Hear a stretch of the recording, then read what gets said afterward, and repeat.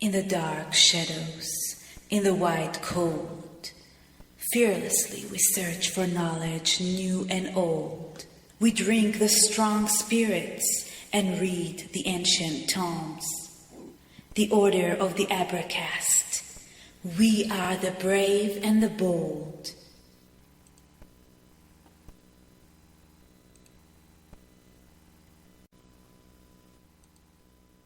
It happened this past week. The loss of a no-holds-barred and unrepentant warrior against an earlier plague. Author and activist Larry Kramer died Wednesday in New York of pneumonia. An Academy Award-nominated screenwriter, Kramer realized early on the threat AIDS posed to the gay community in the early 1980s. Black, white, gay, straight, AIDS does not discriminate. He founded the militant group ACT UP, known for its acts of civil disobedience on behalf of AIDS research. Act up! Fight back! Fight AIDS! And he waged a bitter campaign against top federal virus doctor Anthony Fauci. Tony has got his bureaucratic suit on instead of his humanitarian doctor's suit on, Whom he accused of incompetence. Kramer also battled AIDS with his pen, dramatizing the fight in his 1985 play, The Normal Heart. Diagnosed with the virus that causes AIDS himself in 1988, Larry Kramer struggled with multiple ailments in his later years, while never losing his determination and his distinctive voice. The 2011 revival of The Normal Heart won a Tony Award. Our day will come. He got my attention. And as for that other Tony, Anthony Fauci, he went on to become a sort of friend to Kramer, even helping him get into an experimental drug trial after Kramer's liver transplant in 2001. As Fauci put it to the New York Times, once you got past the rhetoric, you found that Larry Kramer made a lot of sense and that he had a heart of gold. Larry Kramer was 84.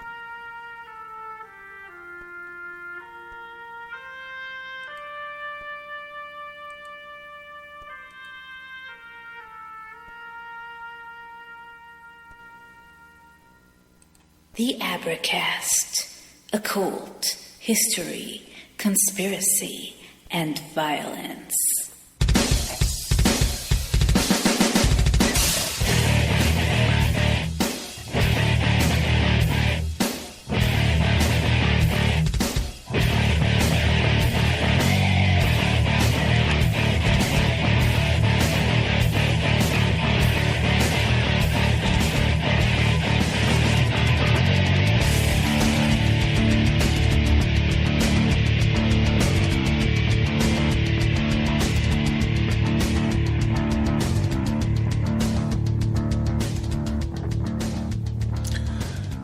Hey, recording this evening from Isolation Chamber, I can't remember, Alpha, in Quarantine Zone Charlie,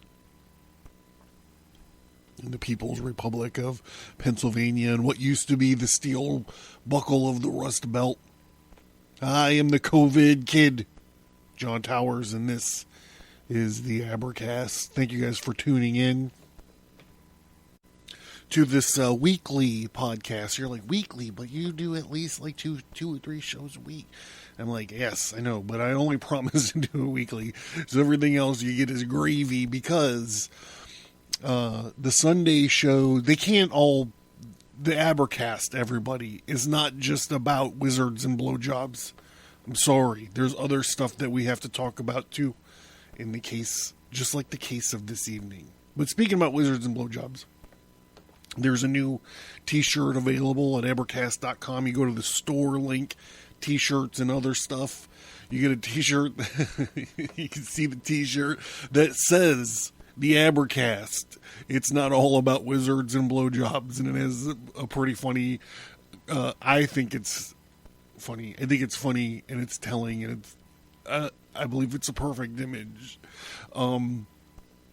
for the show.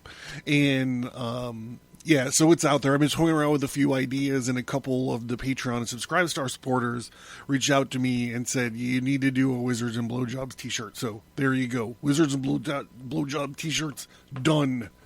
Go check out Advertise.com. Check it out there.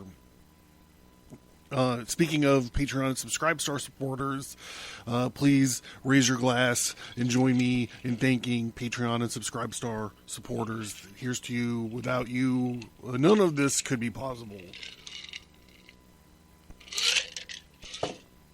If you guys don't want to be Patreon Subscribe Star supporters, that's fine. Just welcome aboard.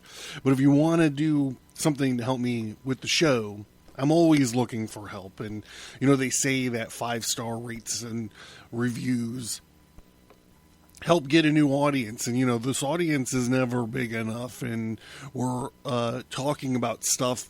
We're not just talking about wizards and blowjobs. I'm taking every opportunity we can to talk about this crazy world that we live in. So I've been spending a lot of time talking about communism, a lot of time talking about anarcho-communism, and a lot of time talking about China lately, because these are all things that we need to start paying attention to.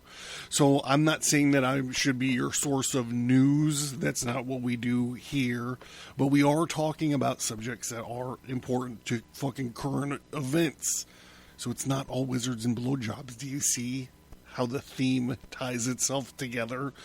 So the cold open this evening was this eulogy for this guy who wrote a poem or a play or something back in the day, and he talked a lot of, he had a big problem with Saint Fauci that we're having a problem with today. So this whole episode started, I actually talked about this altercation that I had, where I was trying to point out a certain individual's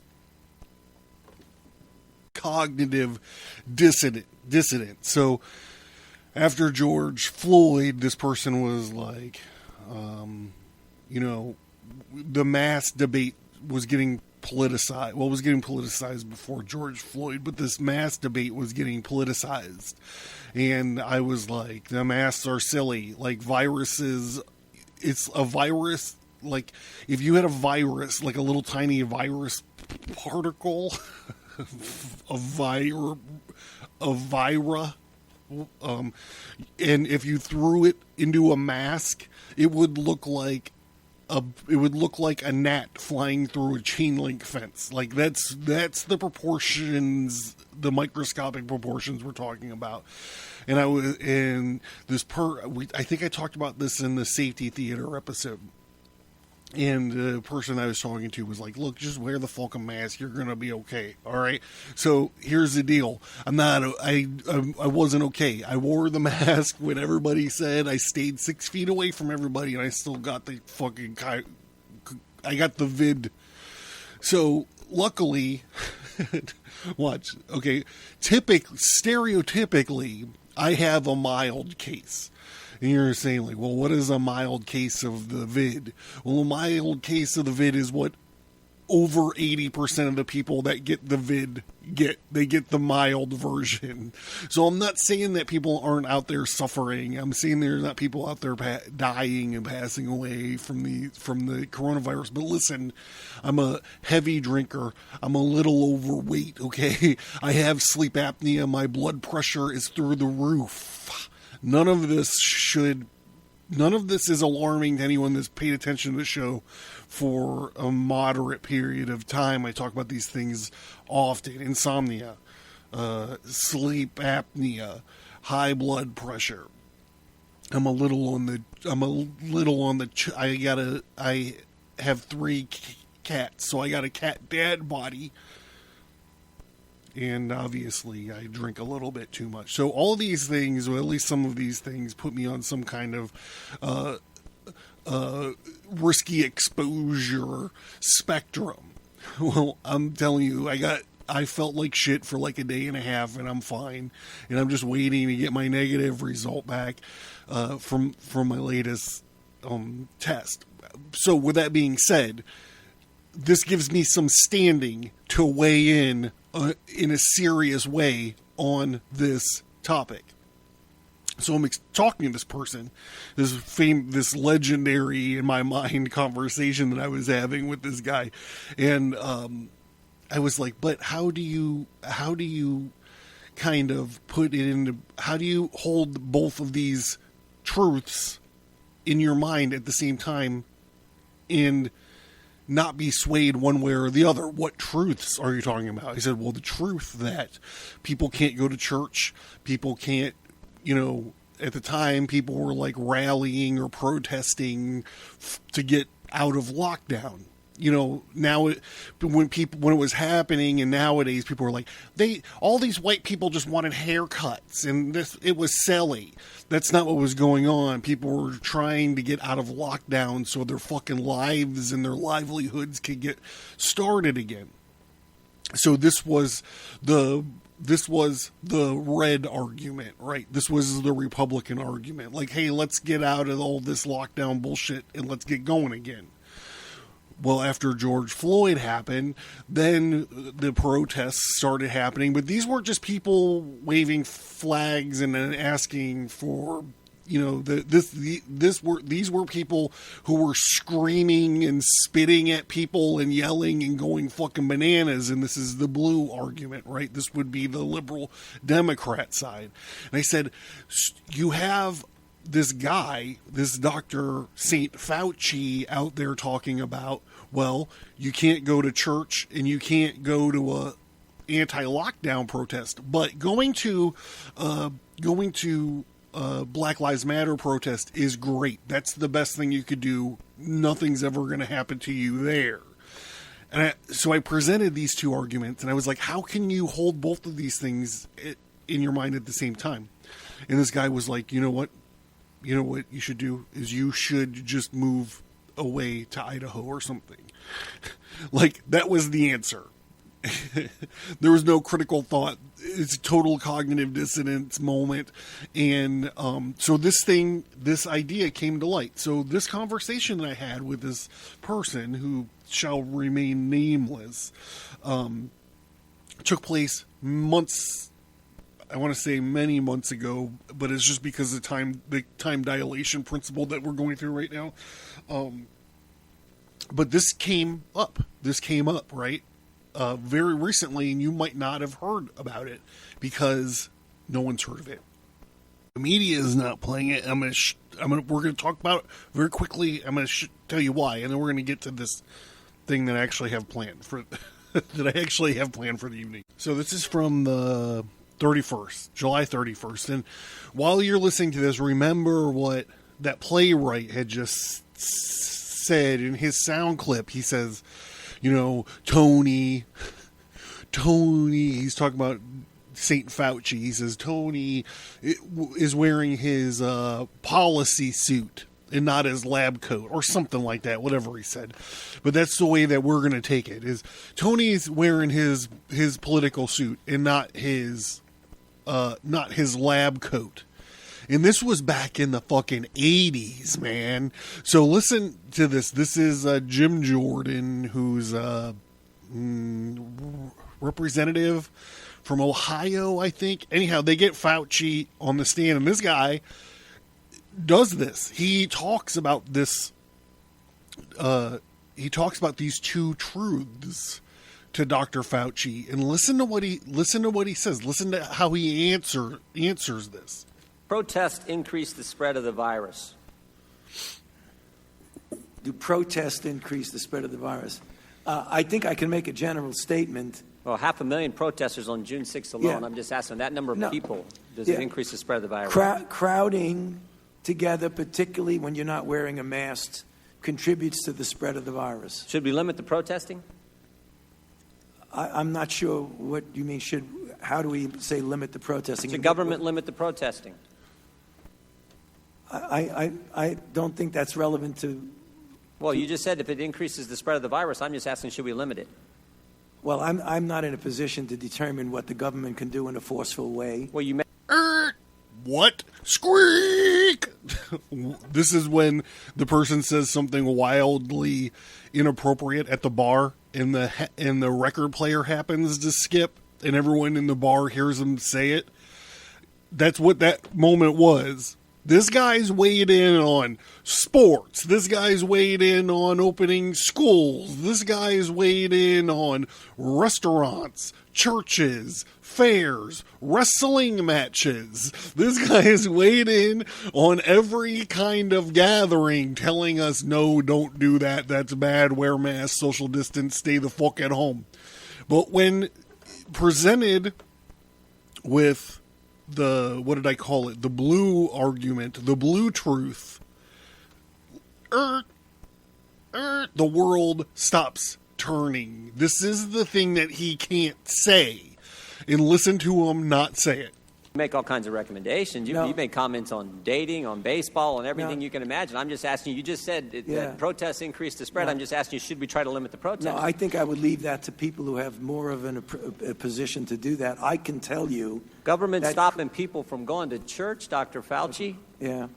Last week in the Calvary Chapel case, 5 liberals on the Supreme Court said it was okay for Nevada to limit church services. Justice Gorsuch said it best. He said, there's no world in which the Constitution permits Nevada to favor Caesar's Palace over Calvary Chapel. I'm just asking, is there a world where the Constitution says you can favor one First Amendment liberty, protesting, over another, practicing your faith? I'm not favoring anybody over anybody. I'm just making a statement that's a broad statement that avoid crowds of any type, no matter where you are, because that leads to the acquisition and transmission. And I don't judge one crowd versus another crowd. When you're in a crowd, particularly if you're not wearing a mask, that induces the spread. It's a simple question, Doctor. Should we limit the protests? Government is obviously limiting people going to church. And look, there's been no violence that I can see at church. I haven't seen people during a church service go out and harm police officers or burn buildings. But we know that, for 63 days, 9 weeks, it's been happening in Portland. Right. Yeah. Well, one night in Chicago, 49 officers were injured, but no limit to protests. But boy, you can't go to church on Sunday.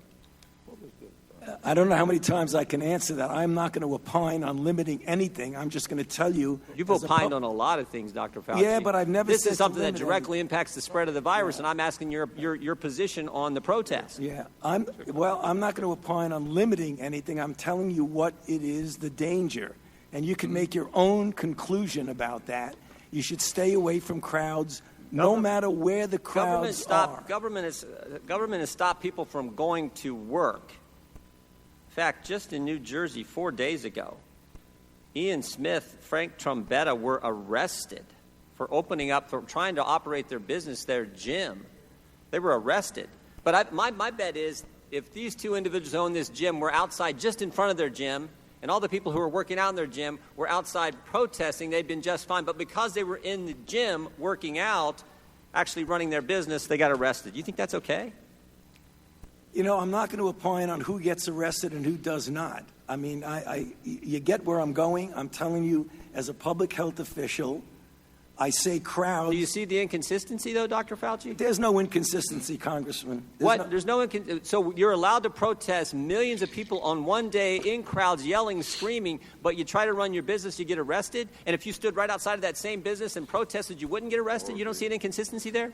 I don't understand what you're asking me as a public health official to opine on who should get arrested or not. That's not my position. You could ask. See, what Jim Jordan should do right now is he should stop and he goes, okay, as you as a public health official, what's your stance on sporting events? What's your stance on churches? What's your stance on, being in a car with more than 4 people? Whatever the fuck this guy, it would be so easy to finish the job on him because he's fucking said everything 2 different ways. He's like, wear a mask. No, actually, it started off in March. Don't wear a mask. Remember, he was out there going, don't wear a mask. You don't know how to wear them. You don't understand what they are, so you shouldn't wear a fucking mask. 2 weeks later, he was like, everyone should wear a mask. And then a month after that, he was like, just take whatever garbage you can find around your house and wrap it around your face. Literally, I almost said literally. Literally, that's not what he said, but that's what he fucking said. And when he starts this video off, he's wearing what looks like a G-string from like I can't remember what baseball team it was, but it's like you would see it like the fucking shittiest strip club fucking ass floss. But with all that being said, whatever. Jim Jordan should stop the presses, and he should be like, what do you think about sporting events? What do you think about this? What do you think about reopening the schools? Well, he's recently flipped his fucking statement about reopening the schools. But he's on record all the other places. You should shut them down. They should only be open 25% capacity. That should not be open. You shouldn't have churches because this is what he said, singing. If you sing a lot, it creates this opportunity of like more particles or splashes in the air or whatever he fucking says. But okay, what do you think about protesting where people are spitting, shooting at people, lighting things on fire, and they're together booty dancing? Did you see that video of the people booty dancing? Fucking booty dancing in the protest? That's what Jim Jordan should do. He doesn't do it. He still comes out real good, though. But here we go. No, you've advocated for certain businesses. You've advocated for certain businesses to be shut down. I'm just asking you on your position on the protest. I haven't seen one. We've heard a lot about hair salons. I haven't seen one hairstylist who, between haircuts, goes out and attacks police or sets something on fire. But we've seen all kinds of that stuff during protests, and we know the protests actually increased the spread of the virus. You've said that. I said crowds. I didn't say specifically. I didn't say protests do anything. So the protests don't increase the spread of the virus? I didn't say that. You're putting words in my mouth. No, I just want an answer to the question. Do the protests increase the spread of the virus? I don't have any scientific evidence that anything. I can tell you that crowds are known, particularly when you don't have a mask, to increase the acquisition and transmission. No matter what the crowd is. So you don't have a position on whether the protests increase the spread of the virus or don't increase the spread of the virus? I'm saying that crowds, wherever the crowds are, can give you an increased probability that there's going to be acquisition and transmission. But do you understand Americans' concern? Protesting, particularly according to the Democrats, is just fine, but you can't go to work, you can't go to school, you can't go to church. There's limits placed on all three of those fundamental activities, First Amendment activities, but protesting is just fine. You know, the gentleman's time has expired, but I'll just ask the gentleman to just think about his question and put it in reference to crowds that gather at political meetings, at fundraisers without masks. Like John Lewis's local funeral. On an oil rig in Texas, nobody wearing a mask, nobody social distancing, but a fundraiser. Right. Would that be problematic? With that, I'll yield 5 minutes to Mr. Fauci. These guys, these fucking politicians are so stupid. Don't get me wrong, I'm not talking about Jim Jordan. Okay, here we go. Okay, this is the first time I'm doing it this way. This is going to be interesting. Okay, so what we're going to be reading, the ancient tome that we've cracked open for this evening, is from thevillagevoice.com. They recently, on the 28th of May, they posted this thing called an open letter to Dr. Anthony Fauci. And this is from this playwright that we heard from in the cold open, this guy Larry Kramer. So it's called an open letter to Dr. Anthony Fauci. You care, I'm told, although I no longer believe it. I've even heard you called a saint, but saints have imaginations vivid enough to know how to spend $374 million in a dire emergency. So this was originally written and posted, or printed, I guess, back then in the Village Voice on May 31st, 1988. So another reason that we're talking about this is because when that pandemic video hit YouTube and you're like, I haven't talked about it at all because everybody talked about it and I didn't have an insight and I didn't read the fucking book yet, so I didn't want to jump on, but this gives me a way to talk about it in a way that I don't think a lot of people are going to spend the time talking about this open letter from this gay playwright from 1988. And a lot of stuff that he talks about in this thing is, it's not openly, he's not calling Fauci a political animal, but he's calling him a bureaucrat.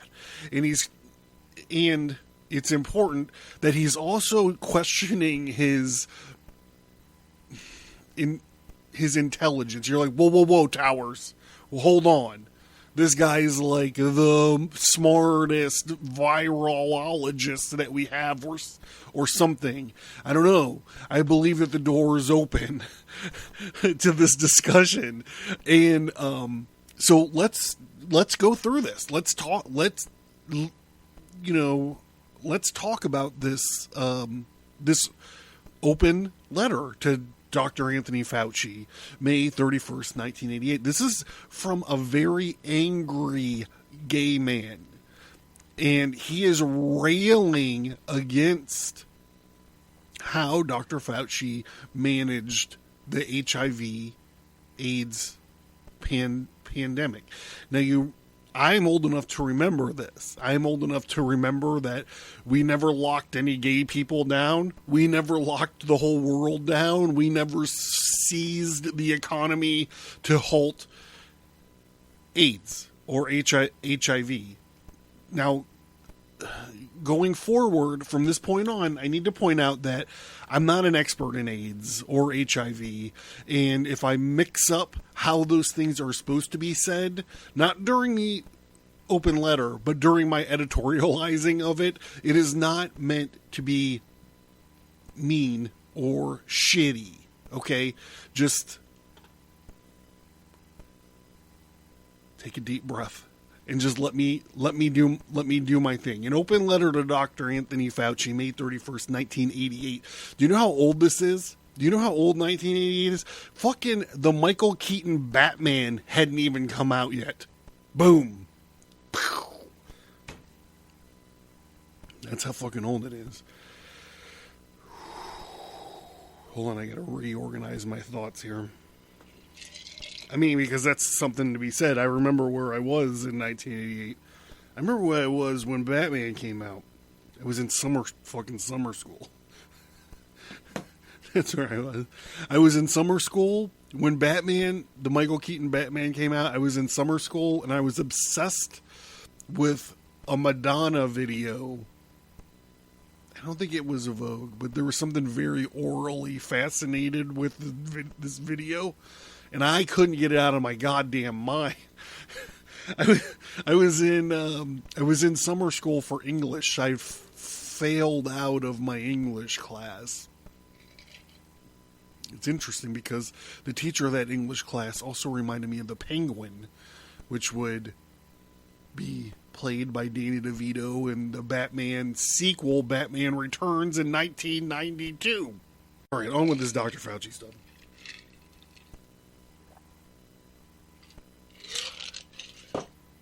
I've been screaming at the National Institutes of Health since I visited your animal house of horrors in 1984. I called you monsters then, and I call you idiots in my play, The Normal Heart. And now I call you murderers.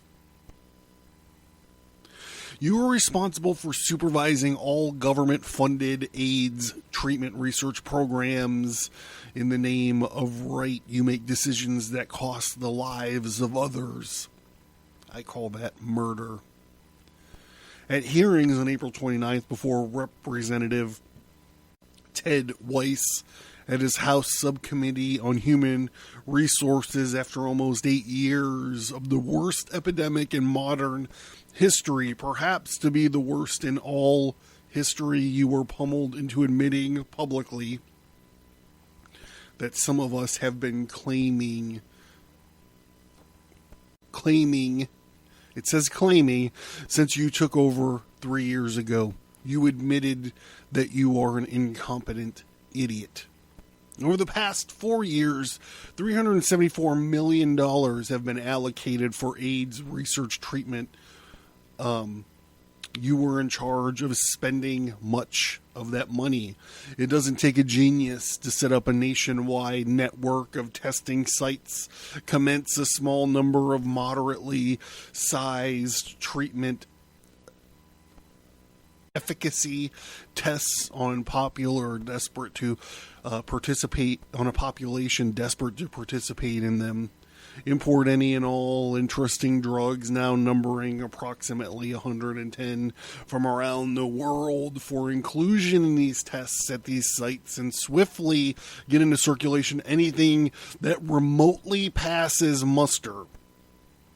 I'm going to read this again, not for you. I know you got it. I'm going to read it again for me. Commence a small number of moderately sized treatment efficacy tests on a population desperate to participate in them. Import any and all interesting drugs, now numbering approximately 110, listen to this, from around the world for inclusion in these tests at these sites, and swiftly get them into circulation anything that remotely passes muster. Yet after 3 years, you have established only a system of waste, chaos, and uselessness. It doesn't take a genius to announce that you have elected to personally supervise the study of a broad range of new drugs, yet 2 years later, you are forced to admit that you've barely begun. It doesn't take a genius to request, as you did, 126 new staff persons, receive only 11, and then keep your mouth shut about it. It takes an incompetent idiot. To quote Representative Harry Waxman. Now, Harry Waxman's out of the game. He hasn't been in the game in a while, but if you want to see a weird looking motherfucker, Google Harry Waxman, okay? At the above hearings, Dr. Fauci, your own drug selection committee, has named 24 drugs as high priority for development and for trials. As best as I can tell, 11 of these 24 are not in trials yet. 6 of these drugs have been waiting for 6 months or more than a year. Why the delays? I understand the need to do what you call setting priorities, but appears even with your own scientists' choices, the trials are not going on. Your defense. There are just confounding delays that no one can help. We are responsible as investigators to make sure that our zeal to go quickly, that we do the clinical study correctly, and that it's planned correctly and executed correctly rather than just having the drug distributed. Now you come bawling to the Congress that you don't have enough staff, office space, lab space, secretaries, computer operators, technicians, file clerks, janitors, toilet paper, and that's why the drugs aren't being tested and the network of treatment centers isn't working. The drug protocols aren't in place, and you expect us to buy this bullshit and feel sorry for you. Here you go. The rest of this is in, it's in caps lock. You fucking son of a bitch, you dumb idiot. You have had $374 million, and you expect us to buy this garbage bag of excuses.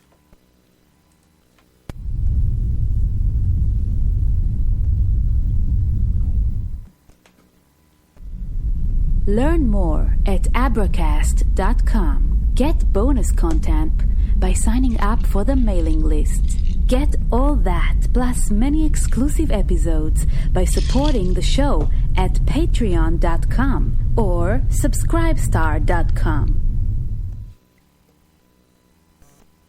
Hey, want to remind everybody to check out the Abracast is more than just about wizards and blowjobs t-shirts. It's available right now. I don't know how long it is going to be available. I don't know what TeePublic's policy is on blowjob talk on t-shirts, but check that out. And that's what we're doing tonight. Is we're talking about more than wizards and blowjobs. We're talking about COVID-19 and Saint Fauci here. I'd also like to remind everybody that they say that it helps if you have 5-star rates and reviews.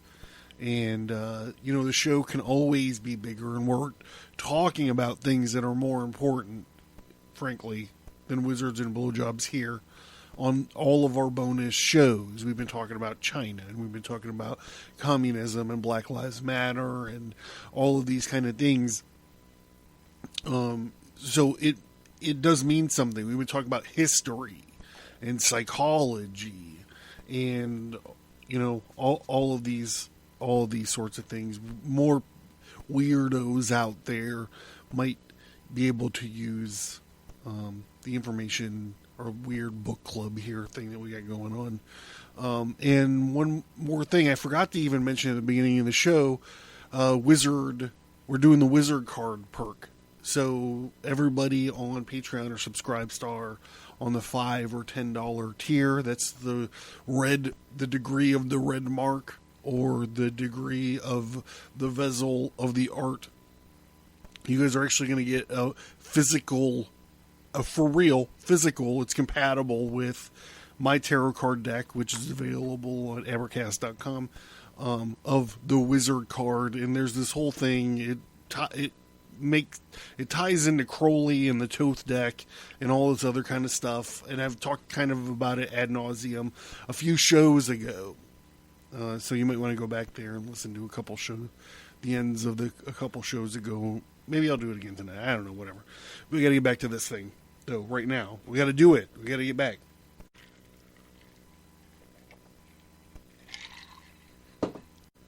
The gay community has been on your... this guy's clever.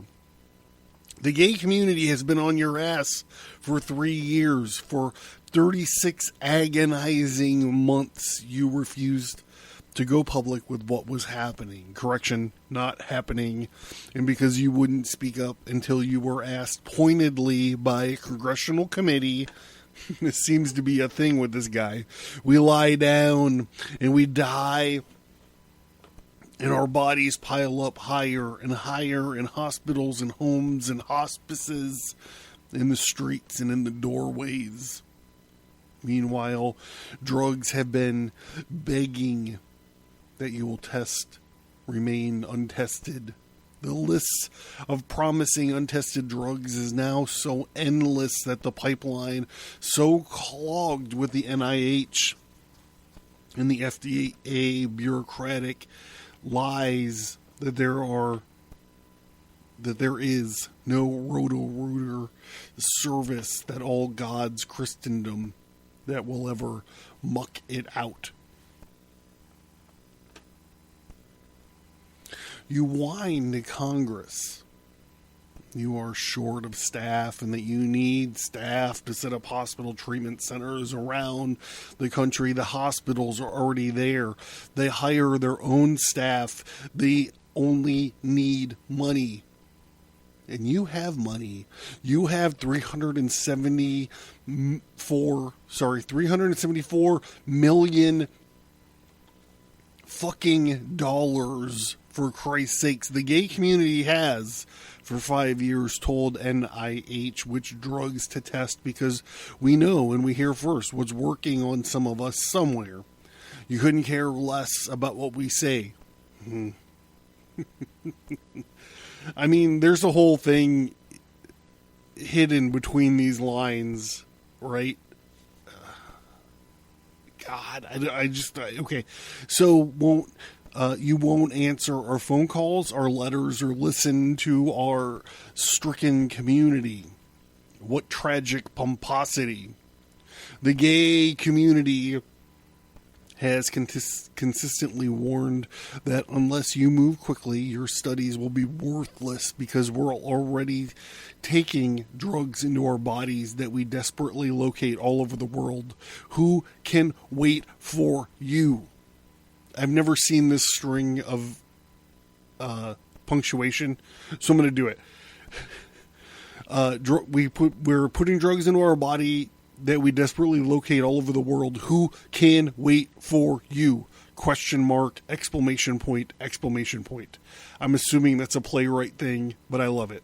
And all your scientific protocols are stupidly based on utilizing guinea pig bodies that are clean. You wouldn't listen. And now you wonder why so few sign up for your meager assortment of scientific protocols and make such rigid demands for purity that no one can fulfill them unless they lie. And why should those who can obtain drugs themselves take a chance at receiving a placebo in one of your, quote, scientific, unquote, studies? How many years ago did we tell you about aerosol pentamidine, Tony? Oh, he's pulling out the first name. This stuff saves lives. God, I don't want to get into hydrochloroquine. And we discovered it ourselves. We came to you bearing this great news on a silver platter, begging you, can we get it officially tested? Can we get it approved? So insurance companies and Medicaid will pay for it. As well as other drugs we beg you to test as a routine treatment, and our patients go broke paying for medicines. For medicine can get it cheaper. You monster. Assume that you have AIDS and that you've had pneumonia once. Representative, oh my God, here we go. I can't wait to see how this turns out. Assume that you have AIDS and you had pneumonia once. Representative Nancy Stretch Pelosi said. You have that aerosolized pentamidine was evaluated by NIH as highly promising. You know, as of today, that it delays in NIH trials may not be solved this year. Would you wait for an NIH study? You replied, I probably would go with what would be available to me, be it available on the streets or what have you. Well, we tell you the good drugs. We tell you what the good drugs are. You don't test them. You tell us to get them on the streets. You continue to pass down word from on high that you don't like this drug or that drug, and you haven't even tested them. There are more AIDS victims dead because you didn't test drugs on them than because you did. You've yet to test, oh God, imuthanol, AS101, dexatran sulfate, DHEA, MREG1, ethropyton, all drugs gay men's health crisis considers a top priority. You do like AZT, which consumes 80% of your studies, even though Dr. Barry Gringle, GMHC's medical director, now describes AZT as a cumulative poison foisted on the public. I see some parallels. Soon there will be more AIDS patients dead because you did test drugs on them, the wrong drugs. ACT UP was formed over a year ago to get experimental drugs into the bodies of patients. ACT UP is in a cold open that, quote, journalist, unquote, was talking about how this dude he created the ACT UP. It was like I can't remember how she put it. It seemed like the Proud Boys for gay people. I think it only, I don't know. I'm going to stop. Okay. So anyhow, it was this really loud, aggressive version of this movement. 1 year, ACT UP has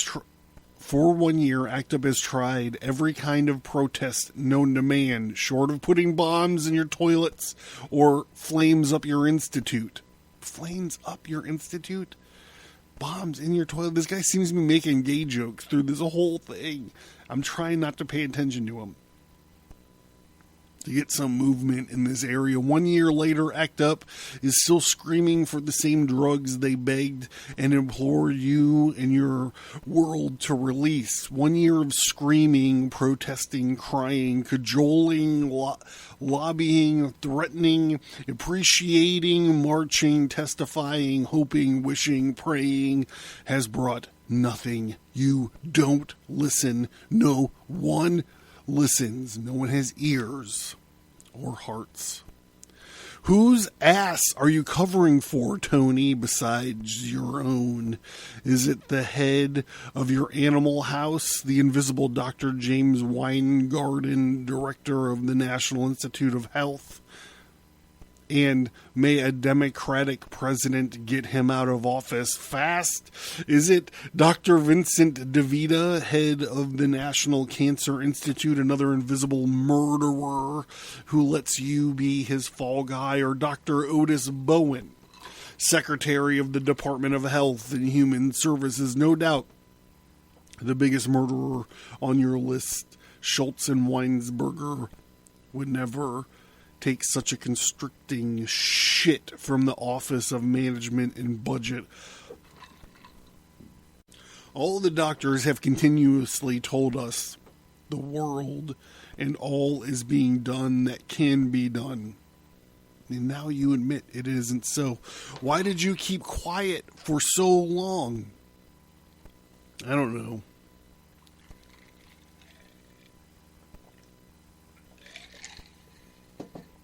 Although it wouldn't surprise me if you kept quiet intentionally. I don't know. Well, it wouldn't surprise me if you were ordered to keep quiet by higher up somewhere. You are a good lieutenant like Adolf Eichmann. I do know that anyone who knows what you have known for 3 years, to quote Ted Weiss, the dimension of the shortfall is such that you can't possibly meet our needs. And to quote the New York Times, their grossly incompetent AIDS reporter, Philip Boffey, whose articles read like recycled NIH releases. Oh boy, isn't that a fucking precursor of the times. Officially blamed shortages of staff for delays in testing AIDS drugs. I repeat, anyone who has known all this and denied it for the past 3 years is a murderer, not dissimilar to the good Germans who claimed that they didn't know what was happening. With each day, I realize a little more that the gay community has lost this battle, and that we haven't begun to experience the horrors that still await us. Horrors even worse than, any worse than you now embryonically signify we have lost. No one important enough has ears or hearts. You care, I'm told, although I no longer believe it. I've even heard you called a saint. You are, in essence, a scientist who's expected to be Lee Iacocca. Lee Iacocca, just to my younger listeners, Lee Iacocca was the CEO of General Motors, I think. If you watch Zack Snyder's Watchmen, you can see him get disintegrated. Like, he gets fucking killed in a meeting in that movie. They never say he's Lee Iacocca, but he's fucking Lee Iacocca. Saints, miracle workers, good administrators, brilliant scientists have imaginations vivid enough to know how to spend $374 million in a dire emergency. You have no imagination. You are banal. Do I want you to leave? Yes. Could your replacement be possibly more pea-brained than you? Yes, it is possible. Will this raving do any good at all? Will it make Congress shape you up? Will it make my own community's bureaucratically mired AIDS organizations finally ask the right questions? Will Dr. Matilde Krim ever, as she indicated she would, get the American Foundation for AIDS Research to fund the desperately needed and desperately needy community research initiative, which is valiantly attempting to do what you should be doing? So tired we are waiting for you to do it. I have no answers to the most of these questions. May you, God help us all, be the best that will be given to us. May you, like John Elrickman once accused, seek redemption and forgiveness by rethinking, retooling, and like Avis, trying harder. Even more miraculous, those supreme murderers in the White House might tomorrow acknowledge that families simply everywhere have gay sons and daughters. But I fear that these are only pipe dreams, and you'll continue to carry on with your spare equipment. The cries of genocide from this Cassandra will continue to remain unheard, and my noble but unafeebled community of the weak and dying and the dead will continue to grow and grow until we are diminished.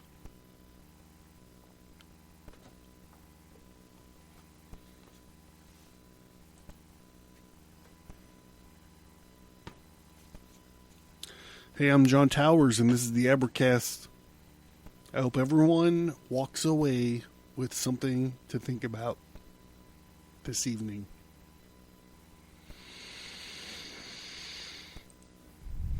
Thank you for listening to this episode. Send an email or visit us on social media to let us know what you think about this topic. And please remember to leave a 5-star rate and review. Hey, did you learn something? Did you laugh? Supporting me is a way for you to be a part of the Advertise and ensure its growth and sustainability. It also means I can create a normal schedule for shows and bonus shows, as well as the exclusive Fellowcraft episodes. By supporting the show, you are not only a listener, but you are a part of the show. You supporting the show gives me a way to offer fun rewards as a thank you for showing your appreciation and support for our projects. Do you have an idea for a reward that you don't see? Let me know. My supporters are my partners. I currently pay for you to listen to the Advertise. Not only do I pay the hosting bills out of my own pocket, I volunteer my time and talent to each and every episode of the Advertise.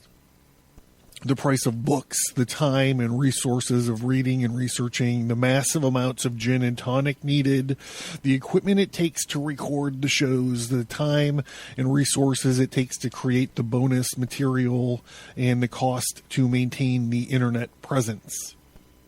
Is it worth your support? I don't know. I'm proud of the Advertise, and I feel like I'm improving all the time. In addition to creating the show that you dig and that you are excited about, I also have a full-time commitment and other obligations. So why financial support? All of the supporters help me focus my time on the quality and development of the podcast. And what if you can't afford, $1 or $3 or $10 or whatever a month? Believe me, I get that. There are many degrees of support, but if you can't support the show financially, please consider leaving a 5-star rate and review on your preferred podcast app. And don't forget that you could sign into the mailing list and still unlock a lot of bonus content. Thank you. I cannot put into words how much it means to me that you listen to the show each time I post a new episode. Your feedback, support, and love of the stories that we talk about here is what keeps me going.